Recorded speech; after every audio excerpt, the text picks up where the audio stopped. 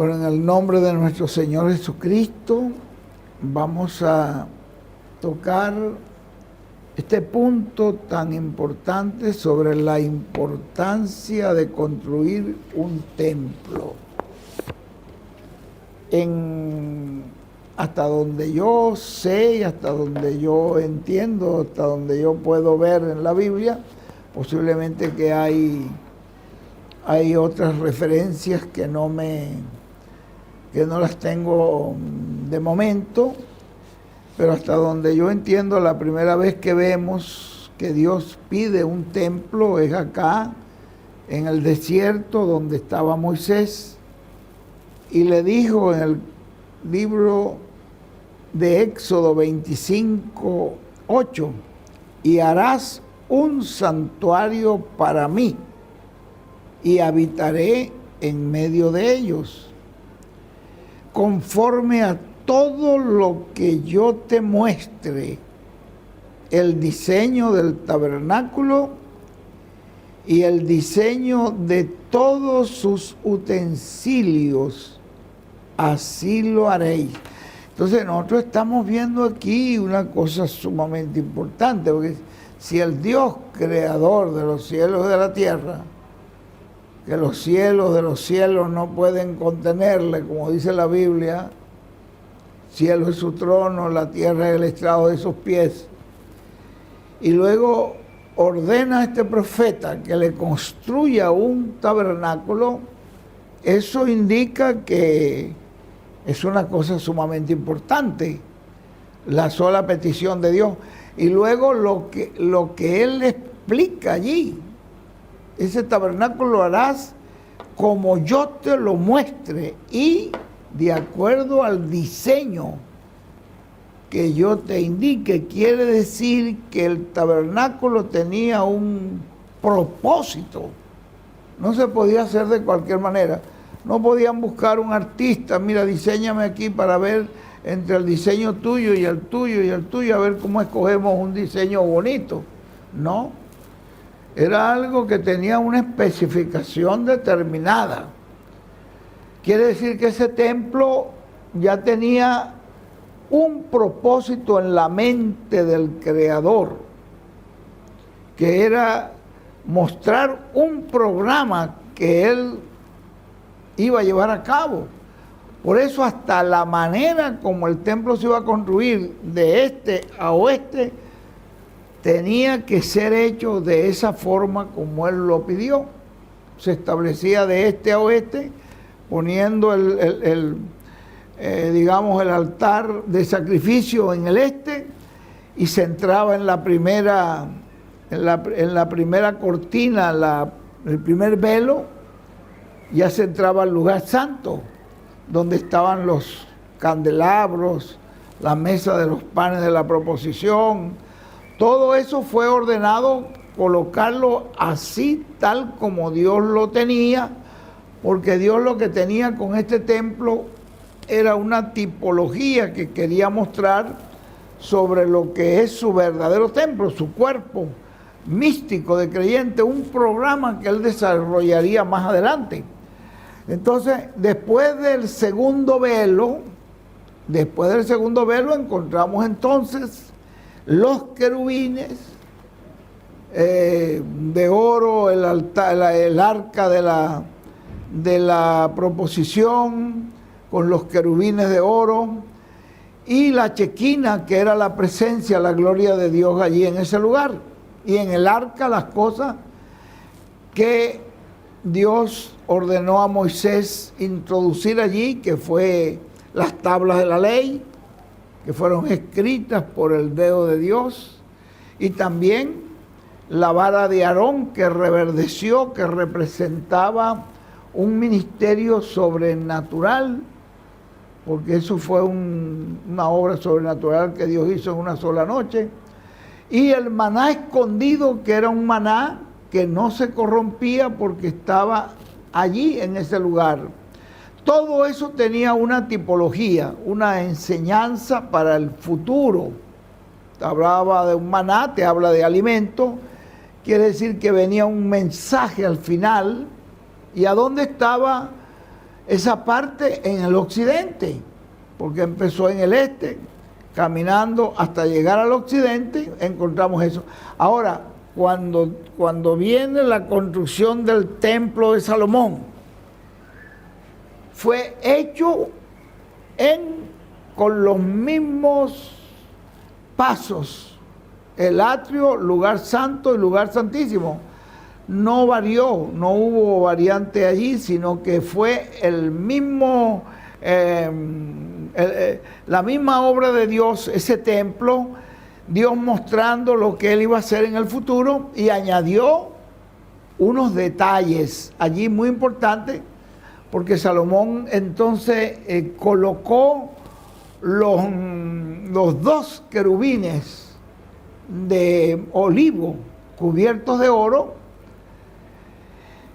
que eran gigantes, que no podían estar en el templo, en el tabernáculo de Moisés, pero ya aquí tenemos una revelación mayor de que hay dos olivos que van a estar presentes, que ya ahora sabemos que es el doble ministerio de Moisés y Elías.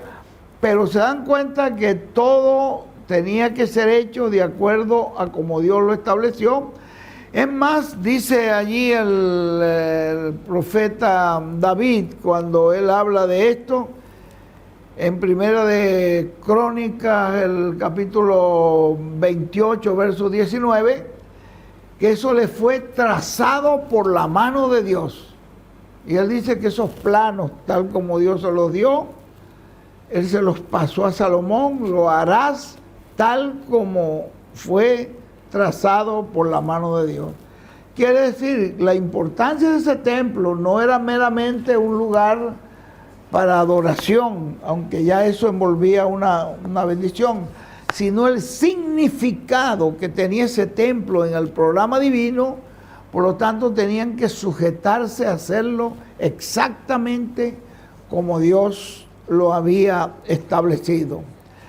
Y no lo pudo tampoco hacer David, sino que lo hizo el hijo de David, porque todo eso tenía un significado para cuando ya llega el verdadero hijo de David, Cristo. Él, allí en el capítulo 16 y a verso 18 del libro de Mateo, ya Él nos revela el propósito por el cual Él vino. Entonces ahí nos fue revelado ese propósito, porque Él dijo: sobre esta roca edificaré mi iglesia. La revelación que Dios le dio a Pedro, que fue la revelación de quién era Jesús, quién era el Cristo en ese momento, y Pedro tuvo la palabra precisa, perfecta. Entonces eso indicaba que era una revelación venida del cielo, del Padre.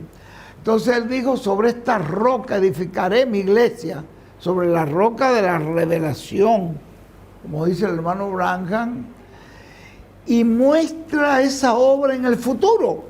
Edificaré. No, en ese momento estaba mostrándonos que vino a hacer una obra futura, que fue después lo que Él le dijo a los apóstoles, después de hacer la obra redentora, después de resucitar de entre los muertos: no se me vayan de Jerusalén hasta que no venga sobre vosotros el Espíritu Santo, el Espíritu de verdad, el cual les guiará a toda verdad. Quiere decir que el mismo Espíritu Santo era el que iba a continuar esa obra que Él estaba empezando. ¿Qué fue la razón de Cristo venir? Para la edificación de un templo para la gloria de Dios. Tenía primeramente que redimir esos hombres y mujeres redimidos, piedras vivas, para formar ese templo, y empezó la construcción de ese templo allí, en Jerusalén, el día de Pentecostés, cuando descendió el Espíritu Santo y comenzaron a aparecer esas piedras vivas, porque ese templo que iba a construir el verdadero hijo de David ya no era con piedras naturales, como usó Salomón. sino que eran piedras vivas, hombres y mujeres redimidos por la sangre de Cristo. Entonces eso es de lo que nos habla también el apóstol Pedro, cuando él nos dice, déjame ver si consigo acá esa cita de Pedro, que es cuando él dice que somos piedra viva.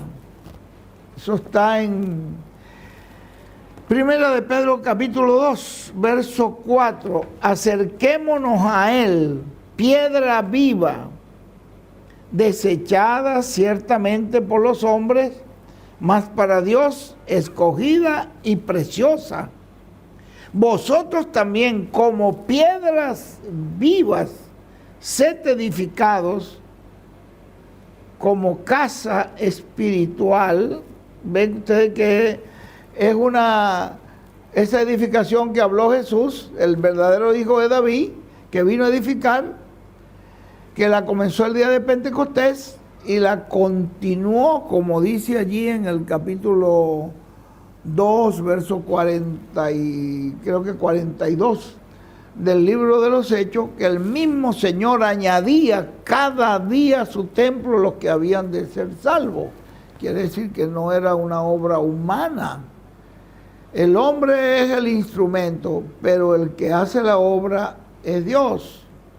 De tal manera que él dice que nosotros también, como piedras vivas, somos edificados como una casa espiritual y un sacerdocio santo para ofrecer sacrificios espirituales aceptables a Dios por medio de Jesucristo, por lo cual también contiene la Escritura: he aquí pongo en Sión la principal piedra del ángulo, escogida y preciosa, y el que creyere en él no será avergonzado. Entonces encontramos nosotros que este templo que vino Jesús a construir, a edificar, está compuesto por piedras vivas. Es decir, la labor del Señor Jesucristo, vean ustedes si es importante que esos templos de Moisés y el templo de Salomón son un tipo del verdadero templo que el Señor va a construir. Y esa es la razón porque después le digo a ellos, cuando vio el templo de Salomón, dijo, ahí no va a quedar piedra sobre piedra, porque ya eso había cumplido su tipología, y ahora el verdadero hijo de David estaba empezando la construcción del verdadero templo que va a perseverar. El de Salomón no perseveró, no cumplió su función nada más, pero el de Dios sí persevera para siempre. Encontramos entonces que la importancia de la construcción de esos templos es lo que ya viene en la mente de Dios, lo que venía en la mente de Dios, en la obra que venía a ser el verdadero hijo de David. Como él dice, yo he venido a buscar y a salvar lo que se había perdido, esas ovejas, como dice en el capítulo 17 de San Juan, las ovejas que tú me diste para que les dé vida eterna, para salvarlas. Entonces, esas ovejas que están escritas en el libro de la vida del Cordero son las que él ha venido buscando, llamando, redimiendo de tiempo en tiempo. El apóstol Pablo nos los muestra de una manera muy bonita acá en cuanto a la construcción de ese templo de Cristo en el libro de Efesios, capítulo 2, verso 19. Así que ya no sois extranjeros ni advenedizos, sino conciudadanos de los santos y miembros de la familia de Dios, edificados sobre el fundamento de los apóstoles y profetas. ¿Ve? Ahí tenemos la razón de dónde se iban a edificar. Los profetas, ¿cómo hablaron? Por inspiración divina, no por cuestión humana, sino por revelación de Dios. Y los apóstoles recibieron, fue revelación de Dios. Edificados sobre el fundamento de los apóstoles y profetas, y siendo la principal piedra del ángulo, Jesucristo mismo, en quien todo el edificio, nos está hablando de un edificio, bien coordinado, va creciendo para ser un templo santo en el Señor. Este edificio que viene construyendo el Hijo de David, el Señor Jesucristo, en quien vosotros también sois juntamente edificados para morada de Dios en el Espíritu. Así que es un templo maravilloso el que él viene construyendo. Esta es la obra sobrenatural que el Señor Jesucristo vino a construir aquí en la tierra, y que antes de eso tuvo que hacer una obra redentora dando su propia vida para poder redimir esas ovejas, y luego ordenó a los apóstoles: vayan por el mundo entero, el que es de Dios va a oír la voz de Dios, vayan predicando que hay perdón de pecado en mi nombre.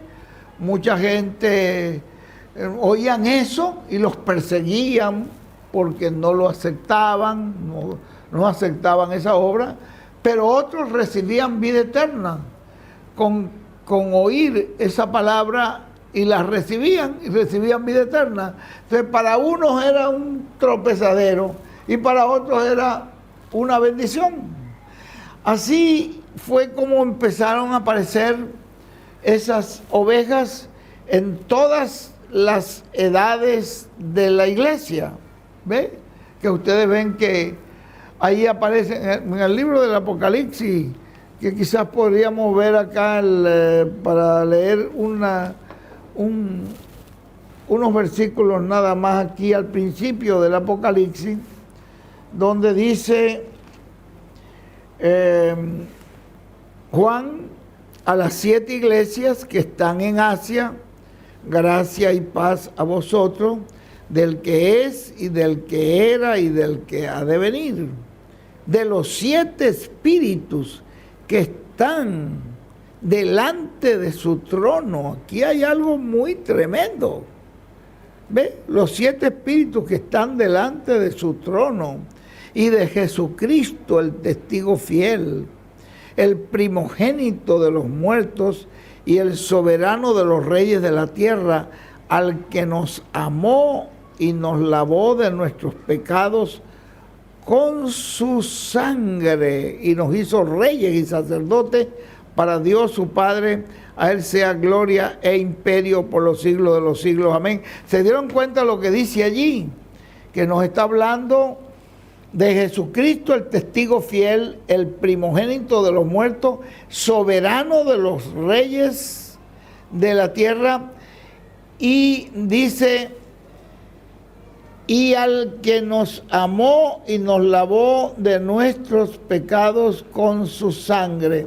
Pero en la parte anterior, en el versículo 4, dice que nos está hablando aquí de las 7 iglesias que están en Asia y de los 7 espíritus que están delante del trono. Qué cosa tan maravillosa. Porque resulta que cuando él ve el trono, ve el trono de Dios en el cielo, y al ver el trono de Dios ve 7 lámparas delante del trono. Y cuando esas 7 lámparas se materializan aquí en la tierra, son 7 hombres, son 7 mensajeros. Entonces, ¿qué acontece? Que el templo que está en el cielo, Dios lo está materializando aquí en la tierra en hombres, en seres humanos, con mensajeros, y junto con mensajeros, esas piedras vivas que van ellos juntando con el mensaje que Dios les da. Por lo tanto, el templo que está en el cielo, Dios lo está haciendo una verdadera realidad aquí en la tierra, porque ese es el verdadero templo de Dios. No es un templo hecho de de cosas materiales.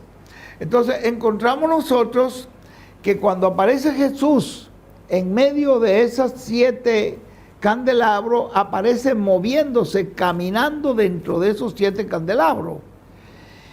Y entonces allí encontramos en el capítulo 3, 2 y 3 del Apocalipsis esas 7 edades.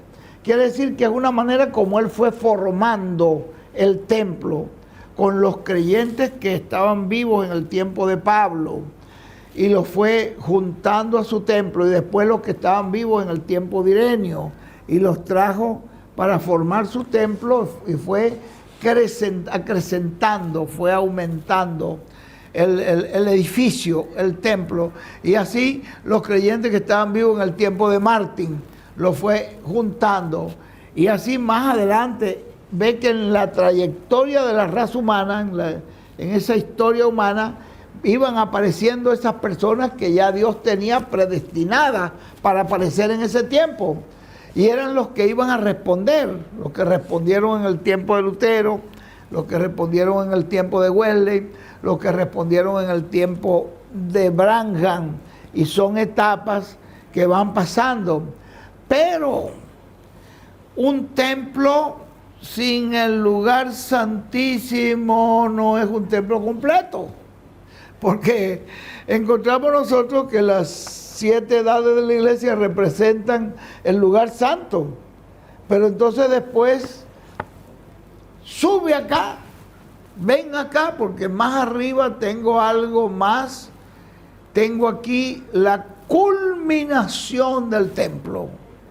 Entonces aquí vamos viendo nosotros que es una obra sobrenatural que nuestro Señor Jesucristo viene haciendo de tiempo en tiempo, de edad en edad, hasta nuestra edad, y nos las mostró allá en el Antiguo Testamento con Moisés y con la sabiduría de Salomón, en el templo de Salomón.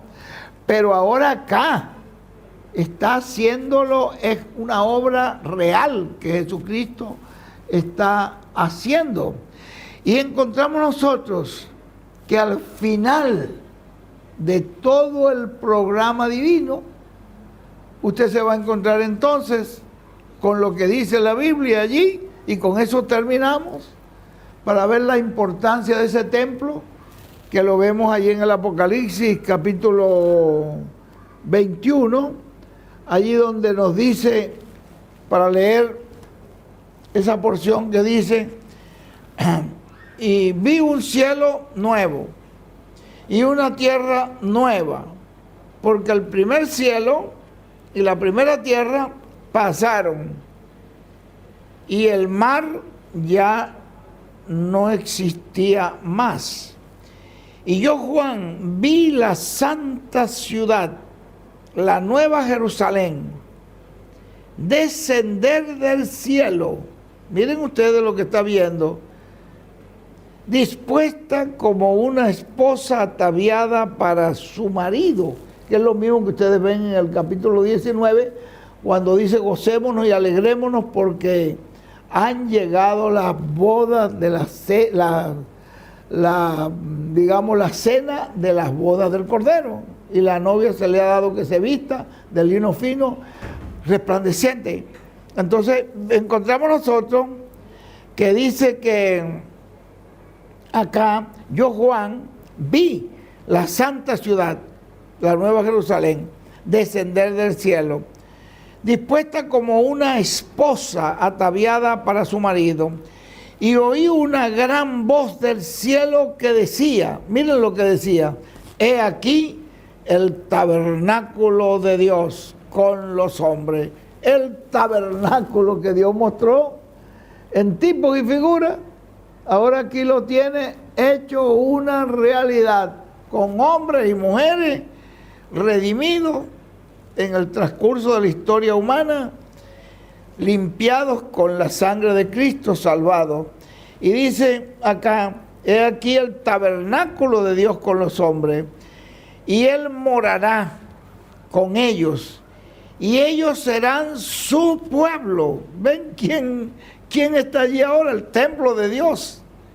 ¿Cuál era el propósito de Dios con ese templo? Construir este templo donde finalmente Él va a morar. Allá dijo, hazme un templo para yo morar en él. Pero aquello era algo tipológico, ¿verdad? Pero aquí es la realidad.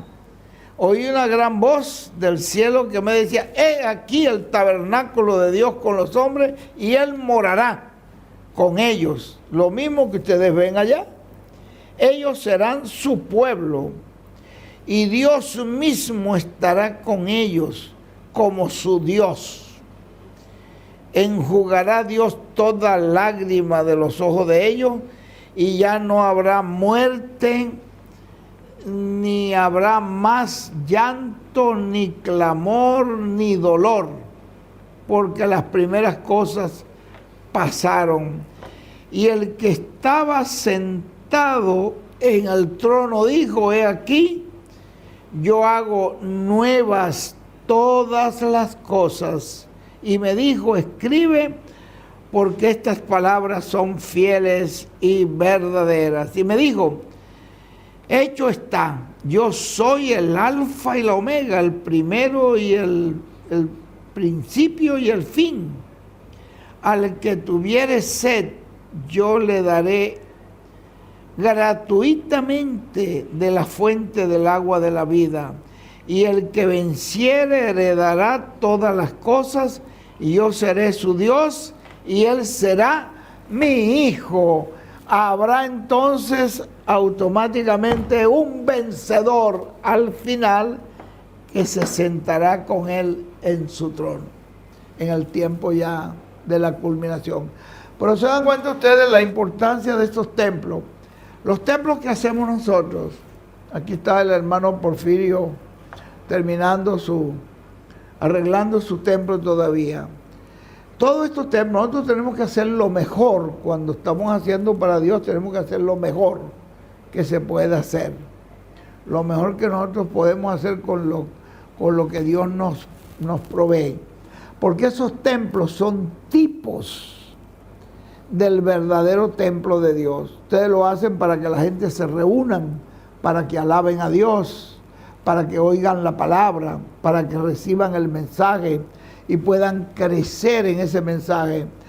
Están haciéndolo con ese propósito, pero eso está mostrando una tipología del verdadero templo cuando Dios vendrá y morará entre nosotros. Porque cuando usted tiene este culto, ustedes saben que si están 2 o 3 reunidos en el nombre del Señor, Él está allí. Y por eso requerimos reverencia en el lugar de adoración, porque Él está allí, en medio de nosotros. Si, como dice la Biblia, cuán bueno, cuán delicioso es que se junten los hermanos en uno, allí envía el Señor bendiciones y vida eterna, porque su presencia está allí. Pero eso es en realidad es el principio de algo muy grande que va a suceder al final, cuando Él morará para siempre con su pueblo, con su templo, en su templo. ¿Y quiénes son los templos de Dios? No dice la Biblia que nosotros somos templos de Dios. Somos templos del Señor. Y cuando todas estas piedras vivas se junten, forman un templo eterno para una morada eterna de Dios. Ese es el propósito de esos templos. Y es el propósito del templo de Dios y de la obra que Jesucristo ha venido haciendo hasta que la culmine por completo. No puede haber un templo perfecto si no hay la piedra angular que sella ese templo. No hay templo perfecto sin piedra angular. Sin lugar santísimo, no lo hay. Entonces tiene que haber el atrio, el lugar santo y el lugar santísimo. Y aún la gran carpa que se construye tiene que tener esas mismas especificaciones. Y tiene que tener también la especificación ordenada por Dios en el principio, que la entrada de esa carpa, la entrada de ese lugar tiene que ser por el este, para que pueda venir hasta el oeste. Y en la parte occidental es donde estará lo que representa el lugar santísimo, que es donde se va a manifestar plenamente la columna de fuego, donde se va a manifestar plenamente la gloria de Dios. Por eso la importancia de esos templos y automáticamente la importancia de esa gran carpa que se está construyendo, de la cual nos ha dicho el hermano William que somos bienaventurados todos aquellos que estemos trabajando y aportando con todo nuestro corazón para que esa obra se realice pronto. Que Dios nos bendiga mientras que estamos acá meditando en esto. Yo sé que hay muchísimo más material en cuanto a esto y que yo lo que hice fue un resumen aquí a grosso modo. Que Dios me les bendiga grandemente. La importancia, ¿vieron la importancia de construir un templo? Que sea glorificado el nombre de nuestro Señor Jesucristo. Amén y amén.